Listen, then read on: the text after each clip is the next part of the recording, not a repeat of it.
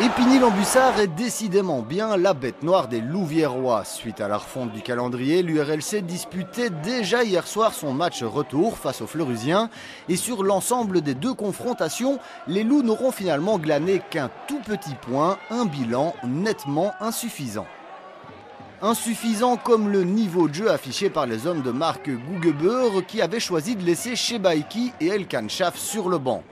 Il aura fallu attendre la demi-heure de jeu pour voir l'URLC se montrer un tantinet dangereux dans ce match, alors que la réplique d'Épinay-Lambussard n'avait rien d'exceptionnel. Seul Gargoury mettra en fait réellement à contribution le portier adverse sur deux coups francs identiques bien bottés, mais aussi bien sortis par Fall et Ladji. À la pause, le score est toujours de 0 partout et le spectacle proposé aura été d'une pauvreté affligeante.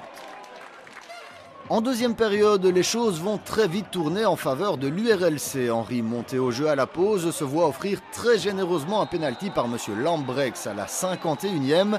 La faute était pourtant très légère, pour ne pas dire inexistante. Peu importe, Nakache se charge de la transformation sans problème, 1-0. Ce but semble avoir quelque peu libéré des Loups qui augmentent alors le rythme des échanges afin de faire le break. Malheureusement, ce rush offensif ne durera qu'une dizaine de minutes tout au plus et il ne sera pas couronné de succès. Les Louviérois ne sont pas parvenus à tuer la rencontre et comme souvent dans ces cas-là, ils vont finir par s'en mordre les doigts. En fin de match, le danger se précise de plus en plus devant la cage de Van den Bosch. Et puis à la 90e, le vétéran Laurent Houillot égalise de la tête sur un coup franc qui était évitable.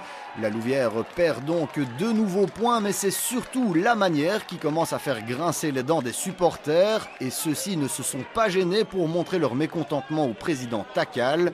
Même si le club doit faire face aux blessures de Pinto, Salou, Lurquin, Bombard, Sommet et Gay, des titulaires en puissance, cela ne peut quand même pas expliquer totalement la mauvaise passe vécue par l'équipe pour le moment. Mais bon, voilà, ce sont des jeunes, on ne peut pas compter uniquement sur eux pour jouer le titre. Pour l'instant, avec l'effectif là, c'est trop court. Ou il faut que des joueurs rentrent, ou alors il faut espérer marquer en plus, ou même sur phase arrêtée. On ne marque pas sur phase arrêtée, on ne marque pas sur corner, on ne marque pas sur coup franc. Et on a du mal à marquer dans le jeu. Donc à partir de ce moment-là, je veux dire, on est chaque fois en difficulté. Bon, maintenant, si on peut faire mieux, oui, certainement, on peut toujours faire mieux. Mais en tous les cas, sur le banc, on n'a pas trouvé la solution.